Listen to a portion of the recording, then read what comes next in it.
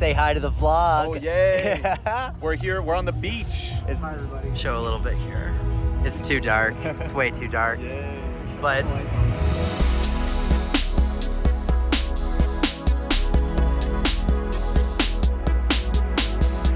hello and welcome back to the Cannes Canon. We are here with another beautiful view. This time we have the port of Cannes right by the International Pavilion. And we are ready to talk about Bi Gan and Saeed Roustaee as we're nearing the end of the festival. And at the end of the video, we will tell you what our predictions are for the Palmarès. But let's start with Resurrection.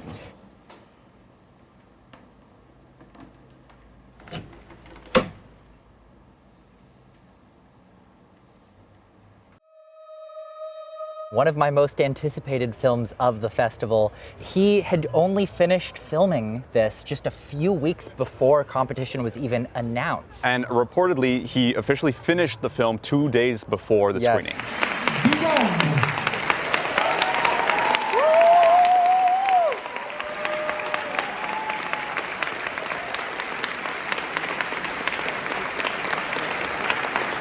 That is a miracle that they were able to finish it on time. Yeah. To the point that when the film started with some like jittery frame rate. I thought of that too. I was like, oh no, was there an export error? Without going into too much detail, because I think part of the pleasure of Resurrection is to discover what you're being faced with. The film is composed of various sequences. It does kind of have a central through line, but it's very opaque, you know? I would say the central through line is a very vague concept about a world in which those who don't dream or give up their ability to dream can live forever, and those who do dream kind of become monsters in a way.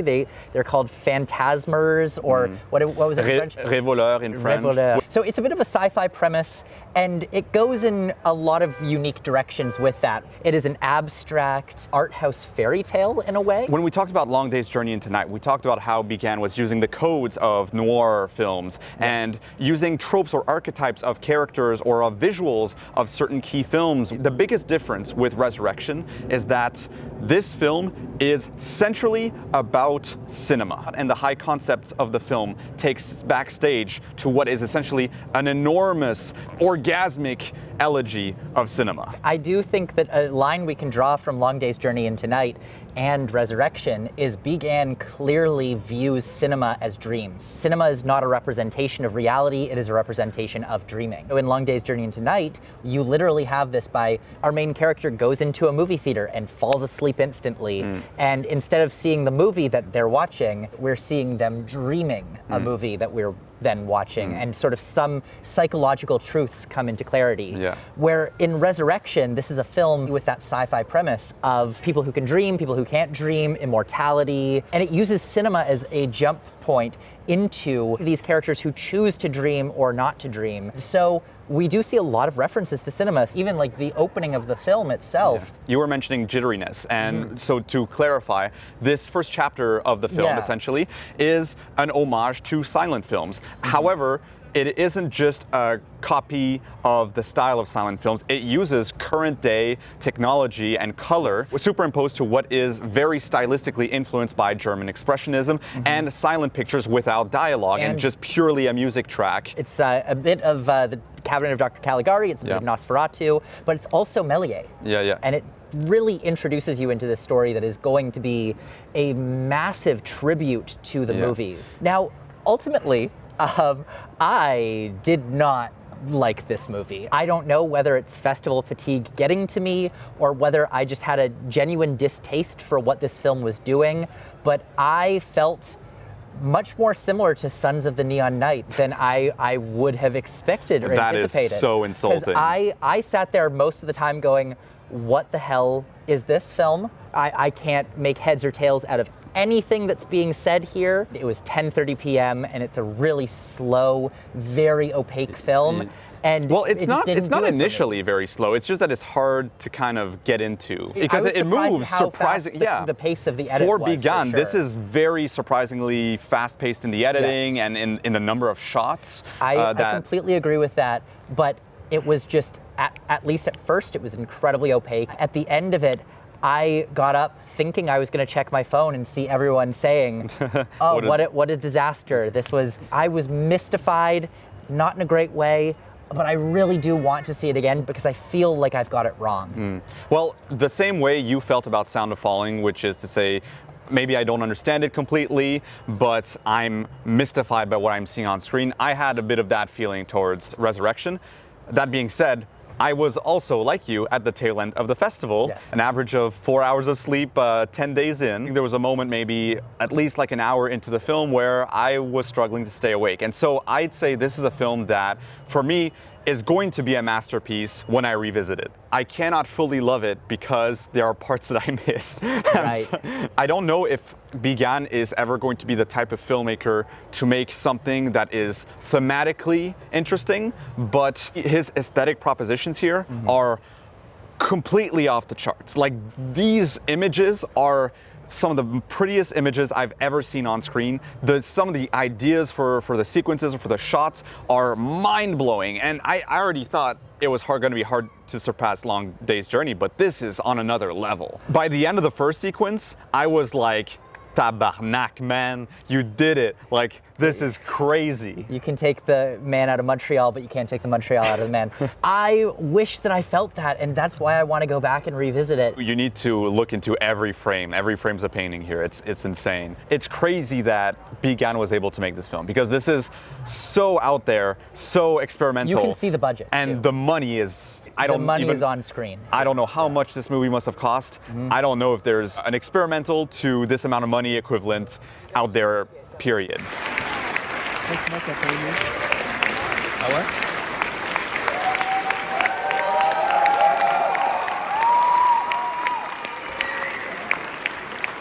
Another film which I believe you didn't particularly appreciate was the new Saeed Roustaee film called Woman and Child. Saeed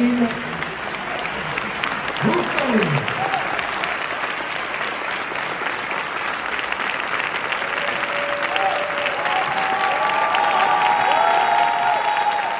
I've wanted to be pretty positive about films at the festival, but this year I have been more negative than I think I ever have been at a film festival in the past. Woman and Child was another one.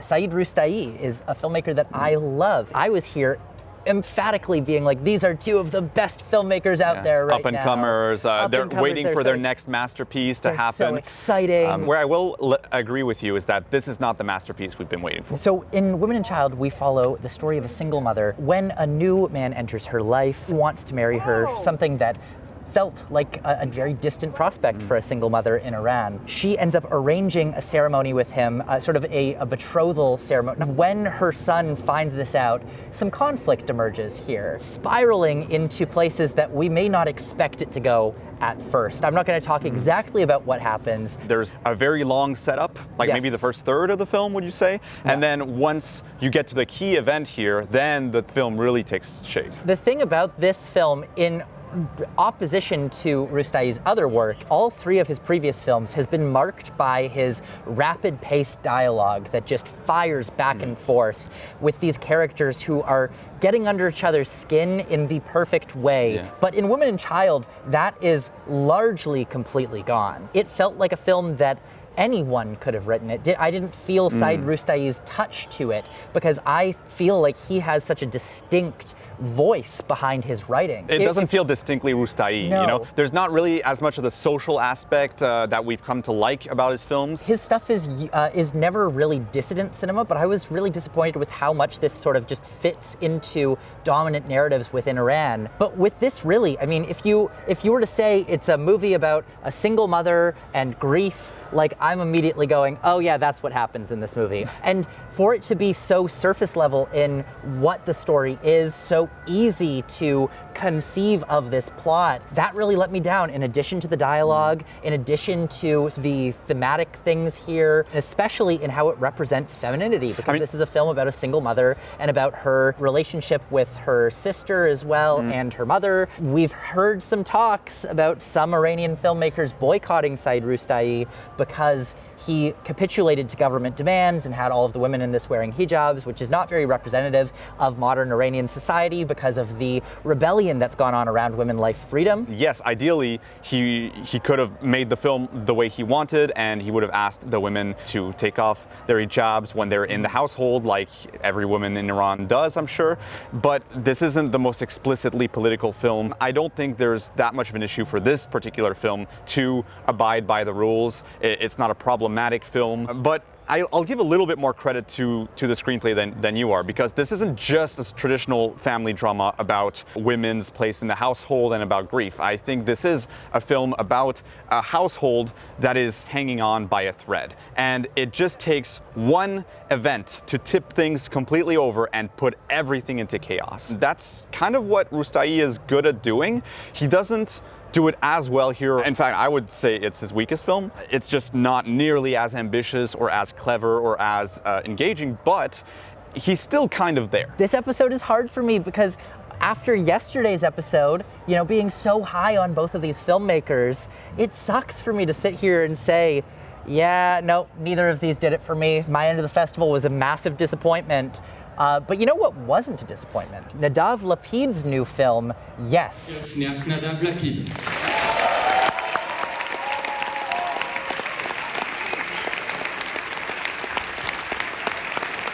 Nothing in this film was reasonable. Nothing in this film was normal. Of course, it's very logical since the context of this film is the horror, and the horror keeps on happening. This should have been in competition. Absolutely. 1000% should it would have gotten a prize. I think it would have been a Palme contender, personally. I think you might be right. At least a jury to Grand Prix contender. Yeah. Nadav Lapid is an Israeli filmmaker who is known for his extremely scathing commentary on his country's government and on his country's just society in general. With his previous films, he's touched on things like censorship or expats, and in this film, he very directly tackles the events of October 7th and the aftermath, yes, as well as the excess within the elite society of Israel. And it is an angry movie. Yeah. So this follows a musician who makes a bit of money on the side with his wife by going to parties and basically being... They're pimping themselves out. They're pimping themselves out to rich and powerful people. As we know from the bourgeoisie, they all have a little bit of a kink or a little bit of a complex, but they are content doing that so long as it pays the bills. And outside of this, he ends up going back into his artistic pursuits when he is commissioned by a very powerful person to write new music for a sort of anthem about victory and about, frankly, killing the Palestinians. Yes. And so the film sort of looks into the morality of this man, and it looks into the morality of society, it looks into the excesses of society. It's like taking Federico Fellini's La Dolce Vita through the lens of the zone of interest. You're looking at excess while just over a wall there's this atrocity happening, and every once in a while it brings up this atrocity in these fantastic sequences. You see the characters scrolling through the news, and suddenly the sound becomes this overwhelming wall of bombs and screams and gunfire, as we're told just how many people in Gaza are being killed by bombs dropped by Israel. It is so direct, it is so angry, and it is a breath of fresh air to have a film that is so content with just tearing everything in society down and saying, this is fucked up. Can't we see that this is fucked up? As Lapid said in a Q&A, this is a character who wants and who desperately wants to be an artistic genius, but because he's Israeli, he finds himself as the villain of some kind of political thriller. This character who, you know, at the very beginning is purposefully turning a blind eye to everything. Incredible opening sequence, by the way. Yes. Which completely electrifies you. Reminds me of the Dancing in Synonyms, actually. Yeah. This is a film that was a shock to my system, the way that Sirat was. Yeah. And I love this kind of chaotic energy where you can tell that the filmmaker is just trying things. Points the camera at random places or shakes it, or has a character literally smack the camera. I don't get the sense that this film was made to moralize us or to tell us, hey guys, you should pay attention to Gaza, this is terrible. It's a film that is an object of cinema first, created from a very specific political anger. And it's unfortunate that the Cannes programmers didn't have the balls to put this into the competition, because this needs to be seen. You were talking about Trier being the filmmaker that makes films that you kind of want to make. I see Nadav Lapid and his way of placing, of using the camera, of his formal experimentation. That's the kind of filmmaking that I think is fascinating and like drives me into the story. The passiveness of these characters, I think that is sort of key to my comparison to Zone of Interest. The quote that sort of rings through my mind is, we live in a nation that was founded on the question, how can people sit passively by and live a normal life while atrocities are happening right next door, only for this society to become the very answer to that question. That's the line that rings through my head when I think about this movie.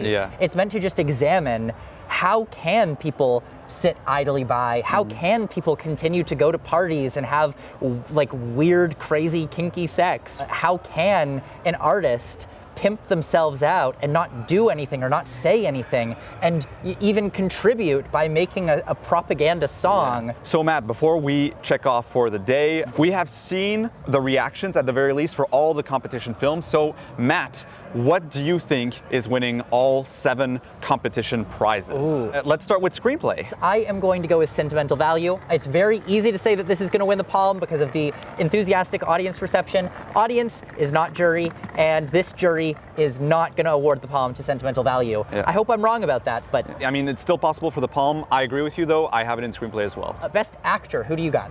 I have Josh O'Connor right now. I just came out of the Mastermind. I thought he was fantastic in that, and I don't see a very obvious other contender. Wagner Moura could pull it off, but he's not like incredible in that. He doesn't have that much. Maybe Stellan Skarsgård, but I'm gonna go with Josh O'Connor. The only way I see Stellan Skarsgård is if they award a double prize to sentimental value. Which is not impossible. Which is not impossible. They could do actor and screenplay. I'm also going with Josh O'Connor for the Mastermind. Really? Okay, great. Asterisk here, it's possible that they could go Josh O'Connor for the Mastermind and the History of Sound. So for actress, I actually have the lead of the little sister, Nadia Meliti. The reason being, I came out of Woman and Child not too long ago, and especially for this jury, I thought she was doing a little bit more of a theatrical, dramatic acting, and I think they're gonna respond more to a naturalistic performance. I also think they're gonna respond to a naturalistic performance, and that's why I'm going with Yuchia Garcia for Romeria.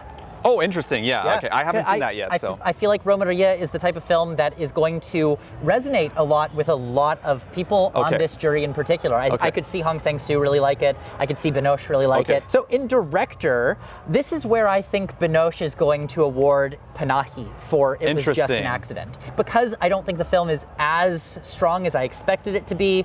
I previously said it was a Palme. I don't think it's that big, but I do think they're going to find a way to award it, and director is the place that makes the most sense for me right now. Directing prizes historically at Cannes have always been given to male filmmakers, because oftentimes men are the ones who are kind of given the space to make these big, bold directing movies. But here we have one directed by a woman, Masha Shilinsky, and I think this is going to be the exceptional time where a woman gets the best directing prize, and it'll be very well deserved. Let's get into the jury prize right now, where I have a tie. This is the safest category to predict a tie. In most years there's a tie in the jury prize if there is a tie.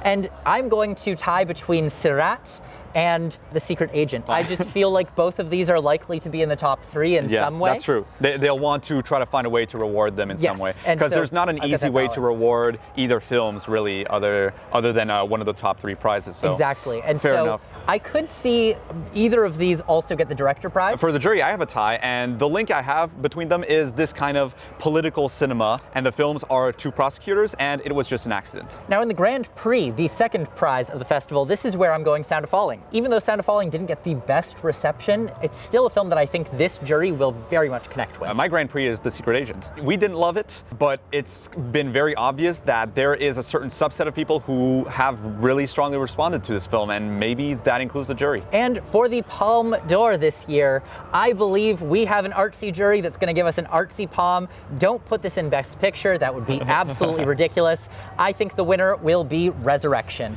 And I think the winner, and also don't put this in Best Picture will be Surat, which means that I did not put Resurrection in my 7 prizes here. I think some people are going to adamantly hate it. But in the meantime, do check out our own Palmarès, which came out yesterday. We'll see you in the next episode when the festival will have been closed, where we'll recap everything and it'll be really fun. So see you then.